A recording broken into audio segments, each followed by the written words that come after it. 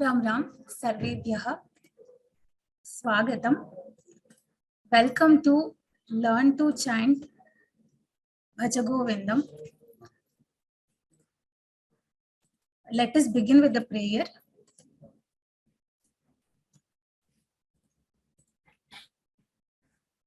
Gurureva gatir gurumeva bhaje Gurunaiva sahasmi namo gurave Na gurof paramam shishurasmi guroho Matirasti gurau mama pahi guru Bravimi sanskritam vacha Dhyayami sanskritam hrida Kurve sevanchakayena Vande samskrita mataram Yo naras samskrita vyomni Hyalayam ramate muda Samskritim chaiva samskaram Vindate natra samshayaha.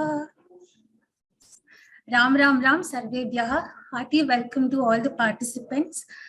I now request Shri Shankarama Mahodaya to kindly brief us about the Grantha. Ram Ram Ram Sarvebhyah. Welcome to learning to chant Srimad Bhaja Govindam. Adi Shankaracharya has addressed all classes of the society in different ways, starting from his very terse bhashyas to very simple stotras. Advaita Vedanta gives us the purpose of life and what we have to attain in life. Bhaja Govindam is a very simple grantha of Acharya. Acharya, with all his karuna, has given us this grantha. There is an anecdote behind this Bhaja Govindam, that when he was traveling in Kashi, there were a set of very old students and learning from a young teacher. They were learning the Vyakarana Sutras. Acharya, looking at their plight, some people who are at the end of their lives, in their last leg, what is the point of learning Vyakarana Sutras? And when will they learn the other literature and then come to Vedanta and then Bhagavad Bhakti? What we all require is Mukti. Bhagavad Bhakti and Mukti is what we require. That is the goal of life. So he says, all that is secondary. Our main aim is Bhaja Govindam, Bhaja Govindam. So you have to worship the Lord Govinda. All else is for getting that Chitta Shuddhi to worship him and to attain Mukti. Bhaja Govindam is also called as Moha Mudgara. Mudgara is actually that long, in English, I don't know whether we have a term. It is like that Valakai, we say it double. So what you put inside the ulukala and then you pound things. So moha is a delusion and illusion. Our bondage to the samsara is the moha that we have all inherited due to vasanas from so many births. You want to pound it and make it into pieces and throw it away. You want to completely destroy that. So you use a mudgara to vanquish the moha. That is why it is called as the moha mudgara. It is famous as Bhaja Govindam because the first verse begins as Bhaja Govindam, and it became more famous in the past century with Shri M.S. Subbalakshmi singing it in her melodious voice. But we have to understand the pronunciation, the intricacies of pronunciation of this grantha. The Advaita Vedanta has so many minuscule points which have all been addressed beautifully in a very simple language. Somebody who knows basics of Sanskrita can easily understand. Kate Kanta Kaste Putraha. Who is your mother? What is there? What is the bondage in this? Artham Anartham Bhavaya Nityam. Always know wealth to be giver of Anartha only. Bharya Bipyati Tasmin Kaye. Who is going to be there for you when you die? Only dharma and spirituality will take you forward. Guru Charanam Puja Nirbhara Bhaktaha. So always have bhakti in Guru's charana, the one who has given you ashraya. Bhagavad Gita Kinchidadhita Ganga Jalalava Kanika Pita. Bhagavad Gita has to be learnt, at least one verse. Ganga has to be worshipped. So all these very simple things to follow, and chanting this grantha itself is tapas. So every day you keep chanting this grantha, that itself gives us chitta shuddhi. So we all do not know how to ask Bhagavan for things. So Mahatmas like Acharyas have given us these stotras to teach us to talk with Bhagavan, to talk with our Lord. So this is how we should be talking with Govinda. Oh, Govinda, please give us these things. Please help me on this path of sadhana, on this spiritual path. So also, if we learn the meanings are very simple. So when we recite these verses and the meanings are going on within our mind, it is called as anusandhana. Whenever you are reciting the verse and along with that, the meanings are going along in your mind, that anusandhana takes you to the next level, because you have immense concentration while doing that. So that bhava is important. With all the bhakti, you will be reciting that. And when you always concentrate on the meaning, also, it gives you more punya, more chitta shuddhi. The meaning is also available in Sanskrit in a different course on Vyoma. Those who are interested can have a look at it. It's a pre-recorded course. Currently in this course, you can learn to chant it wonderfully well. Always have it as a Nitya Parayana. 32 shlokas might take only 5 to 10 minutes to recite once you have memorized the whole thing. And it is very good to memorize, whatever be the age group of the person learning it. It is very good to memorize these verses. Since memorization increases both our concentration and our bhakti towards the grantha. That is why all the texts in those days were always memorized, not written in the book. So if you start reciting it over a month, within a month easily you will memorize it. So if you are going along with this course and you keep attending it every day, I'm sure by the end you will be very familiar. Another 2 weeks you would have memorized the whole thing. So I encourage all of you to attend the memorization test at the end of it. More than the Parayanam test, I would like a lot of participants to be participating in the memorization of this. You will see the beauty of the Advaita, of the Vedanta Jnana that Acharya has put like a capsule in this Grantha. With such karuna, he has given us this Grantha. Let us all have an anubhava of this Grantha from Shri Lakshman Raghuram. Ram Ram Ram Sarvebhyaha. Let us enjoy Bhaja Govindam Moha Mudgara. Dhanyavadaha Mahodaya. Now it is time to welcome the teacher for the course. Shri Lakshman Raghuram, who is a disciple of Srimati Mata Ananta Lakshmi Natarajan and has been a student and Sevavrati of Bhaja Govindam Samskrita Sangha Vayalikaval branch since his childhood. He has successfully completed exams like Shastri Bridge of Rashtriya Sanskrit Sansthan, Sura Saraswati Sabha Sringeri exams, Samskrita Kovida and Bhagavad Gita Kovida exams of Bharati Vidya Bhavan. He has an experience of teaching shlokas, Bhagavad Gitas, Shishu Gitams, Sarala Samskritam to all the students from past 7 years in Bhaja Govindam Samskrita Sangha. And by the blessings of Mata, he has been performing short Sanskrit plays in the presence of Ubhaya Jagat Gurus at Sringeri for the past 12 years. He's a BCom graduate and is currently working as an e-learning administrator at Vyoma Linguistic Labs.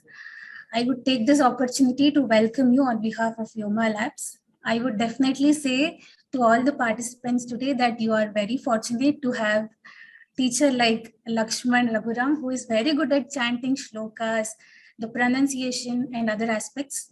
So I would like to welcome you. Ram Ram Ram. Also, I would like to welcome the panelists for the session. Srimati Shubha Prasad Bhagini, Ram Ram Ram. Shri Panindra Sharma, Ram Ram Ram. And myself, Vasudha, we will be the panelists for this course. Also, before starting, I would like to give the basic guidelines to join the webinar. As you are all aware that we log into sanskritfromhome.org using our credentials, and kindly log in 10 minutes before the class, and you will see the Join Now button in your student dashboard.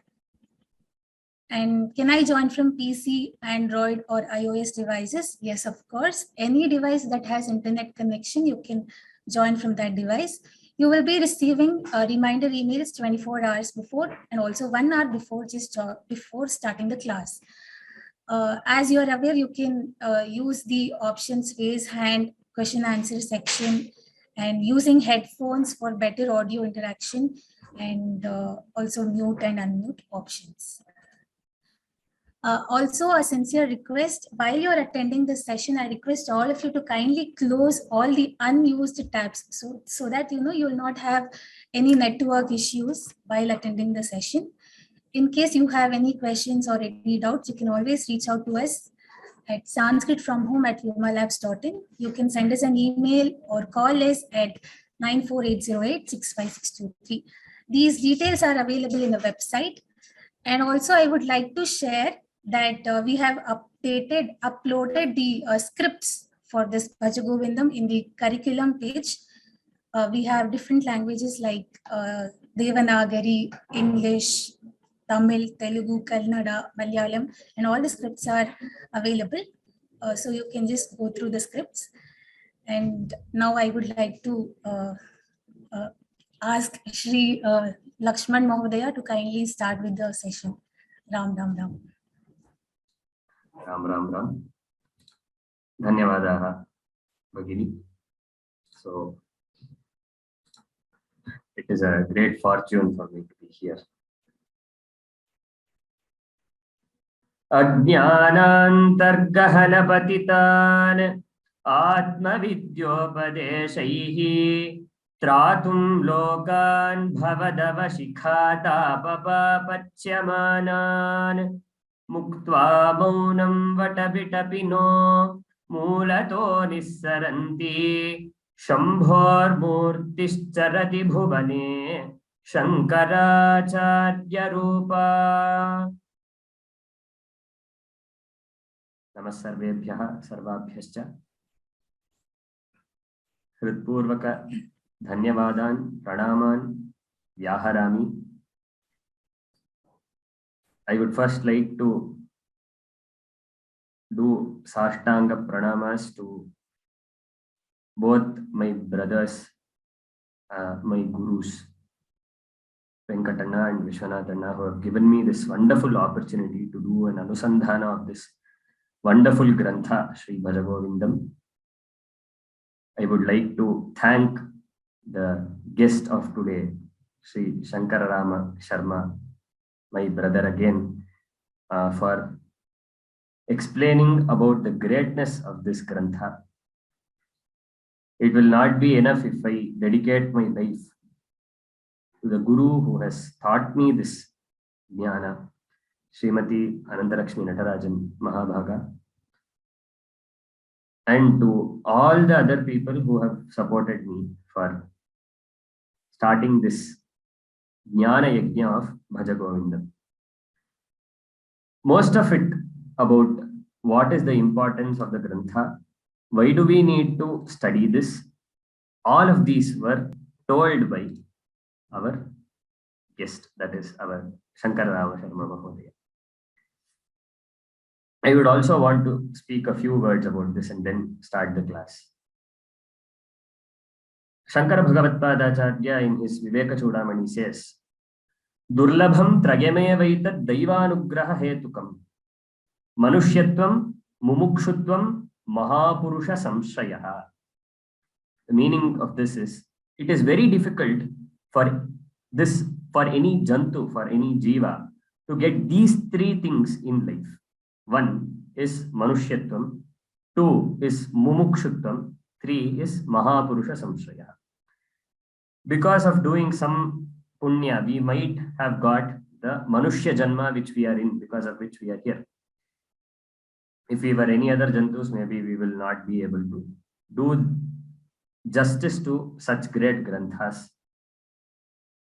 Next is Mumukshutva, that is the Ichha to get moksha, as Shankarama Mahodaya told, as Acharya has told us, the major requirement, the reason because of which we are here is for Bhagavad Bhakti and for Mukti, Moksha. Once we get Manushyatva, once we understand the purpose of it, we want to get Moksha. How do we get it? Will be the great question. We might get Manushyatva, we might get Mumukshutva. The third one is the most difficult thing, which is Mahapurusha Samshrayaha, that is Satsanga. That is the reason because of which we are here.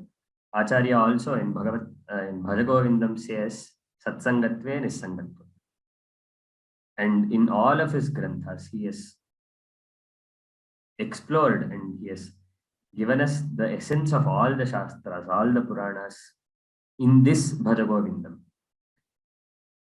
So the major purpose because of which we have all gathered here is not to just read this grantha, not to just understand it, see the best of the pronunciations in this grantha, learn Samskrita through this grantha. These are all sub-reason for all of this. The major reason because of which we are here is in the whole of a week, 2 days of the week, we will be able to be in Satsanga.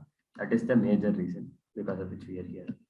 And it will not be enough gratitude what I show to everybody who has given us this opportunity and the audience who have showed their interest and come here to learn this Maha Grantha.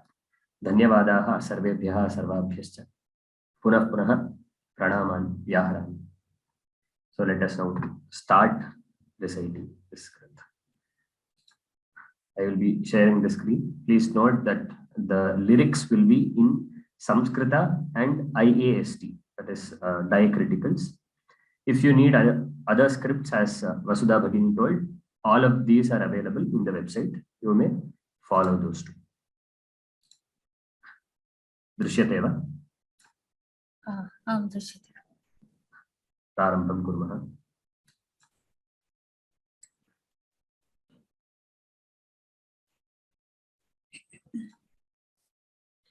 So I will tell you the way in which we will be going about for the recitation.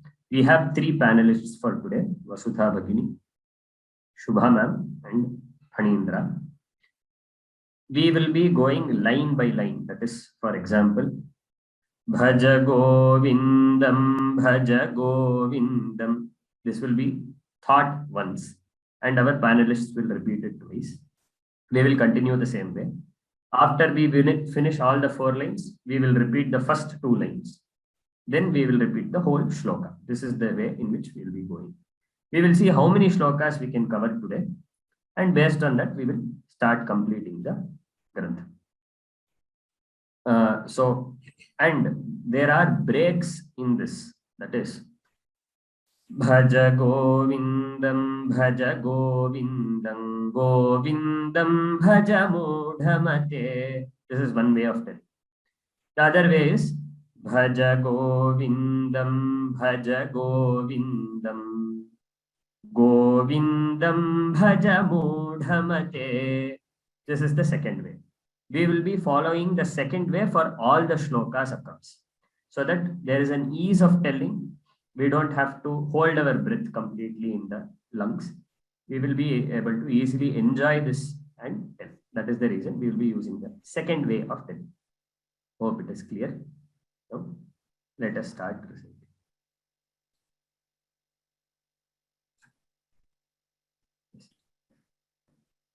Bhaja Govindam, Bhaja Govindam. Bhaja Govindam, Bhaja Govindam, Bhaja Govindam, Bhaja Govindam, Govindam Bhaja Mudhamate, Govindam Bhaja Mudhamate, Govindam Bhaja Mudhamate. Samprapte Sannihite Kale, Samprapte Sannihite Kale, संप्राप्ते सन्निहिते काले नहि रक्षति दुकृङ्करणे नहि रक्षति दुकृङ्करणे नहि रक्षति दुकृङ्करणे भज गोविन्दं भज गोविन्दं गोविन्दं भज मूढमते भज गोविन्दं भज गोविन्दं गोविन्दं भज मूढमते भज गोविन्दं भज गोविन्दं गोविन्दं भज मूढमते सम्प्राप्ते सन्निहिते काले नहि रक्षति दुकृङ्करणे संप्राप्ते सन्निहिते काले नहि रक्षति दुकृङ्करणे संप्राप्ते सन्निहिते काले नहि रक्षति दुकृङ्करणे भज गोविन्दं भज गोविन्दं गोविन्दं भज मूढमते सम्प्राप्ते सन्निहिते काले नहि रक्षति दुकृङ्करणे भज गोविन्दं भज गोविन्दं गोविन्दं भज मूढमते संप्राप्ते सन्निहिते काले नहि रक्षति दुकृङ्करणे भज गोविन्दं भज गोविन्दं गोविन्दं भज मूढमते संप्राप्ते सन्निहिते काले नहि रक्षति दुकृङ्करणे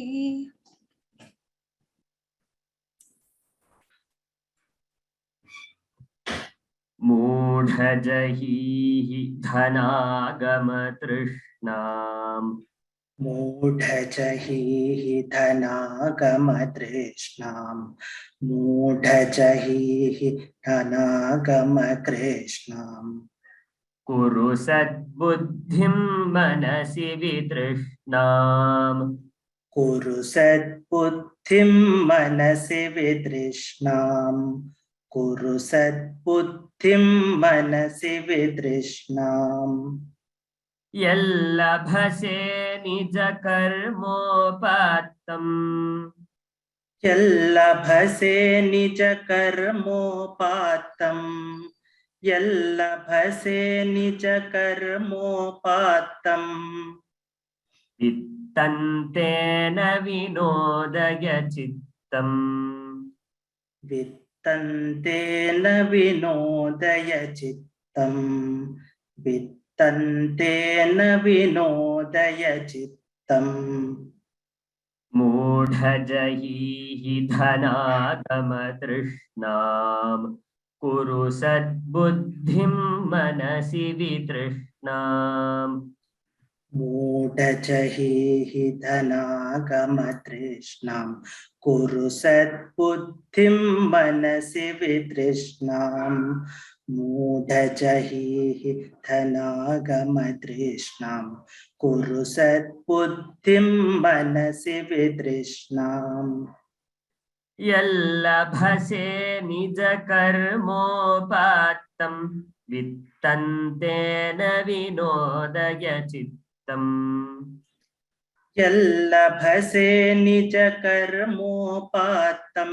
वित्तन्तेन विनोदय चित्तम् यल्लभसे निजकर्मोपात्तं वित्तन्तेन विनोदय चित्तम् मूढ मूढजहीहि धनागमतृष्णाम् कुरु सद्बुद्धिं मनसि वितृष्णाम् यल्लभसे निजकर्मोपात्तं वित्तन्तेन विनोदय चित्तम् मूढजहीहि धनागमतृष्णां कुरु सद्बुद्धिं मनसि वितृष्णां यल्लभसे निजकर्मोपात्तं वित्तन्तेन विनोदय चित्तम् मूढजहीहि धनागमतृष्णां कुरु सद्बुद्धिं मनसि वितृष्णां यल्लभसे निजकर्मोपात्तं वित्तं तेन विनोदय चित्तम्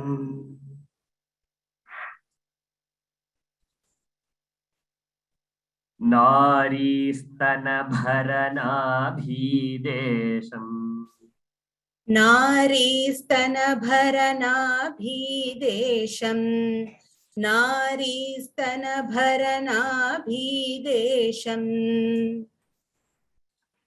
दृष्ट्वा मागामोहावेशम्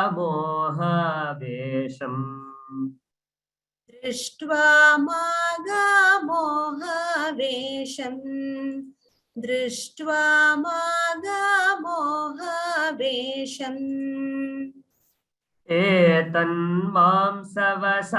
एतन्मांसवसादिविकारम् एतन्मांसवसादिविकारम् एतन्मांसवसादिविकारम् मनसि विचिन्तय वारं वारम् मनसि विचिन्तय वारं वारम् मनसि विचिन्तय वारं वारम् नारीस्तनभरनाभिदेशम् दृष्ट्वा मागामोहावेशम् नारीस्तनभरनाभिदेशम् दृष्ट्वा मागामोहावेशम्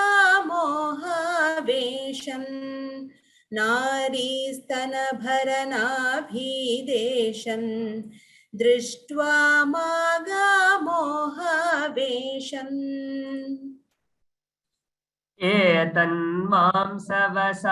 एतन्मांसवसादिविकारम् मनसि विचिन्तय वारं वारम् एतन्मांसवसादिविकारम् मनसि विचिन्तय वारं वारम् एतन्मांसवसादिविकारम् मनसि विचिन्तय वारं वारम्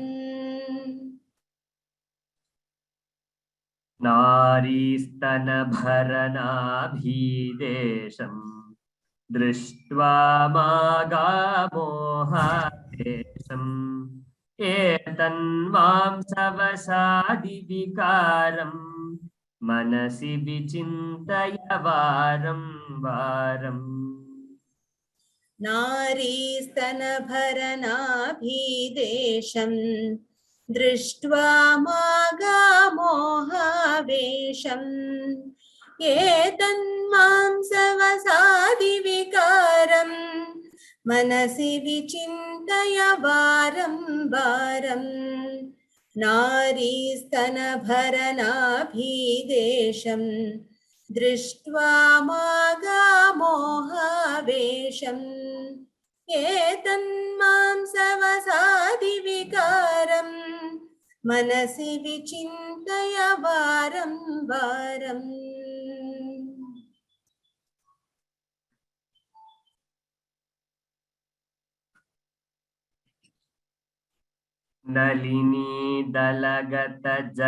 नलिनीदलगतजलमतितरलम् नलिनीदलगतजलमतितरलम् नलिनीदलगतजलमतितरलम् तज्जीवितमतिशयचपलम् तद्वज्जीवितमतिशय चपलम् तद्वज्जीवितमतिशय चपलम् विद्धि व्याध्यभिमानग्रस्तम् विद्धि व्याध्यभिमानग्रस्तम् विद्धि व्याध्यभिमानग्रस्तम् लोकं शोकहतं च समस्तम् लोकं शोकहतं च समस्तम् लोकं शोकहतं च समस्तम् नलिनीदलगतजलमतितरलम् तत्त्वज्जीवितमतिशयचपलम् नलिनीदलगतजलमतितरलम् तद्वज्जीवितमतिशयचपलम् नलिनीदलगतजलमतितरलम् तद्वज्जीवितमतिशयचपलम् विद्धि व्याध्यभिमानग्रस्तम् लोकं शोकहतं च समस्तम् विद्धि व्याध्यभिमानग्रस्तम् लोकं शोकहतं च समस्तम् विद्धि व्याध्यभिमानग्रस्तम् लोकं शोकहतं च समस्तम्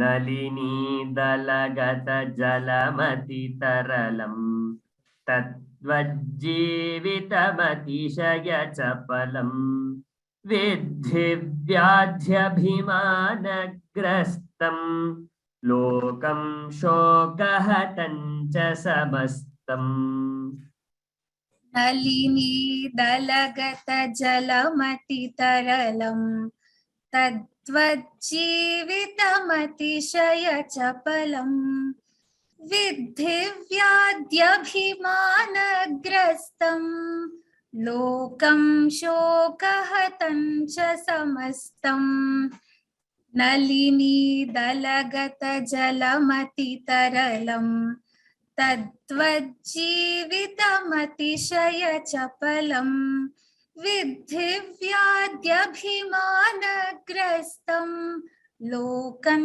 शोकहतं च समस्तम्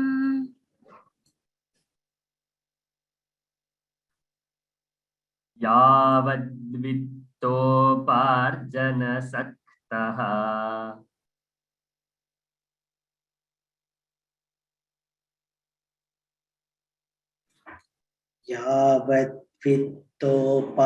यावद्वित्तोपार्जनसक्तः यावद्वित्तोपार्जनसक्तः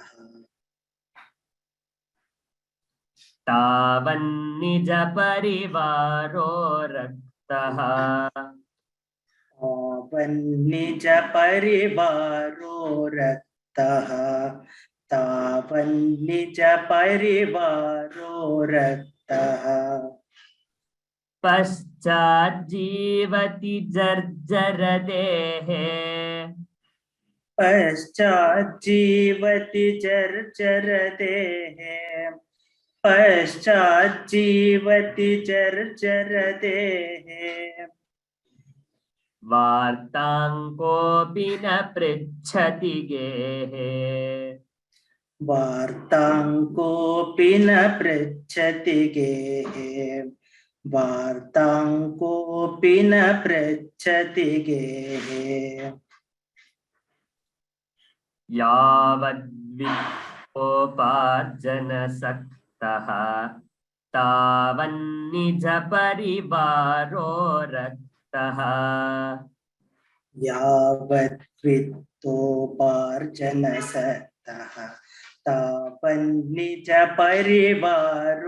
रक्तः यावद्वित्तोपार्जनसक्तः तावन्निजपरिवारो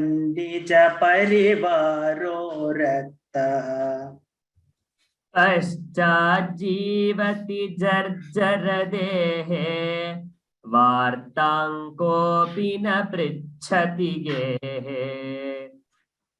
पश्चाज्जीवति चर्चरतेः वार्तां कोऽपि न पृच्छति गेः पश्चाज्जीवति चर्चरतेः वार्तां कोऽपि न पृच्छति गेः यावद्वित्तोपार्जनसक्तः तावन्निजपरिवारो रक्तः पश्चाज्जीवति जर्जरदेहे वार्ताङ्कोऽपि न पृच्छति गेः यावद्वित्तोपार्जनसक्तः तावन्निजपरिवारो रक्तः पश्चाज्जीवति चर्चरतेः वार्तां कोऽपि न पृच्छति गेः यावद्वित्तोपार्जनसक्तः तावन्निजपरिवारो रक्तः पश्चाज्जीवति चर्चरतेः वार्तां कोऽपि न पृच्छति गेः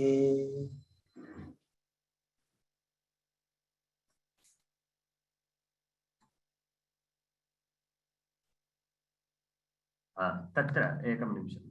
Here, so as we told in the earlier, in the beginning itself, we may repeat the two lines together. That is, यावद्वित्तोपार्जनसक्तः तावन्निजपरिवारो रक्तः. This is one way of telling it. If in case you want to do the samyukta akshara or the sandhi is there, then the pronunciation would be यावद्वित्तोपार्जनसक्तस्तावन्निजपरिवारो रक्तः. Like this, there are future shlokas in which we will be breaking the line wherever necessary. So we are going pada by pada and we will be memorizing in the same way itself. Just to clarify this, I wanted to repeat it. Let me continue the next. यावद्वित्तो यावत्पवनो निवसति देहे यावत्पवनो निवसति देहे यावत्पवनो निवसति देहे तावत् पृच्छति कुशलं गेः तावत् पृच्छति कुशलं गेः तावत् पृच्छति कुशलं गेः गतवति वायौ देहापाये गतवति वायौ देहापाये गतवति वायौ देहापाये भार्या बिभ्यति तस्मिन् काये भार्या बिभ्यति तस्मिन् काये भार्या बिभ्यति तस्मिन् काये यावत् पवनो निवसति देहे तावत् पृच्छति कुशलं गेः यावत् पवनो निवसति देहे तावत् पृच्छति कुशलं गेः यावत् पवनो निवसति देहे तावत् पृच्छति कुशलं गेः गतवति वायौ देहापाये भार्या बिभ्यति तस्मिन् काये गतवति वायौ देहापाये भार्या बिभ्यति तस्मिन् काये गतवति वायौ देहापाये भार्या बिभ्यति तस्मिन् काये यावत् पवनो निवसति देहे तावत् पृच्छति कुशलं गेहे गतवति वायौ देहापाये भार्या बिभ्यति तस्मिन् काये यावत् पवनो निवसति देहे तावत् पृच्छति कुशलं गेहे गतवति वायौ देहापाये भार्या बिभ्यति तस्मिन् काये यावत् पवनो निवसति देहे तावत् पृच्छति कुशलं गेहे गतवति वायौ देहापाये भार्या बिभ्यति तस्मिन् काये. धन्यवादः. We still have 5 minutes left, so let us recite from the first shloka till the 6th shloka. I will repeat all the shlokas once.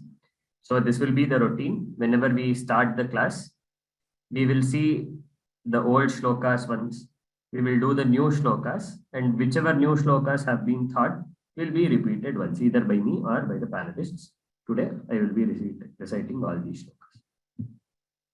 Bhaja Govindam, Bhaja Govindam, Govindam Bhaja Mudhamate, Samprapte Sannihite Kale, Nahi Nahi Rakshati Dukrinkarade, Mudha Jahi Dhanagama Trishnam, Kuru Sadbuddhim Manasi Vitrishnam, Yallabhase Nija Karmopattam, Vittantena Vinodaya Chittam, Naristana Bharana Bhidesham, Drishtva Maga Mohavesham, Etan Mamsavasadi Vikaram, Manasi Vichintaya Varam Varam, Nalini Dalagata Jalamati Taralam, Tadvajjivitamati Shaya Chapalam, Vidhivyadhyabhimanagrastam, Lokam Shokahatancha Samastam, Yavad Vittoparjana Saktaha, Tavan Nija Parivaro Raktaha, Paschat Jivati Jarjara Dehe, Vartankopina Prichhati Gehe, Yavat Pavano Nivasati Dehe, Tavat Prichhati Kushalang Gehe, Gatavati Vayo Dehapaye, Bhargya Bibhyati Tasmin Kaye. Ram Ram Ram. From the next class, we will also have a question answer session. If you have any doubts regarding this shloka only, regarding the pronunciation or regarding the lines as to how we need to recite it, only such doubts will be entertained. There is one question which has been asked by Ravi sir. That is, will you be able to tell the meaning of the shloka? Avashya Mahodaya, but not in this course.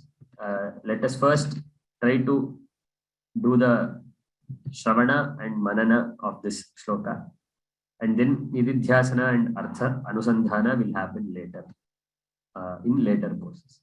By Bhagavad Kripa, we will surely try to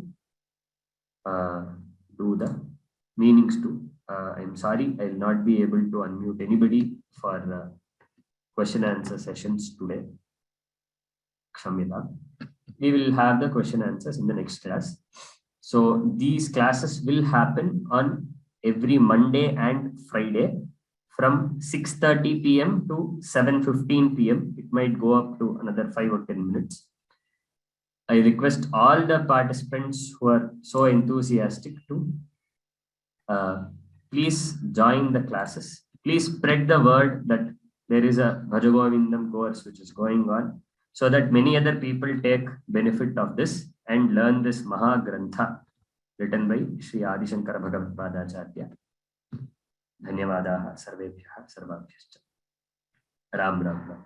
Sarve bhavantu sukhinah, sarve santu niramayaha, sarve bhadrani pashyantu, ma kaschid dukkha bhag bhavet, kale varshatu parjanyah, prithvi sasya shalini, deshoyam kshobharahitah, brahmanas santu nirbhayah.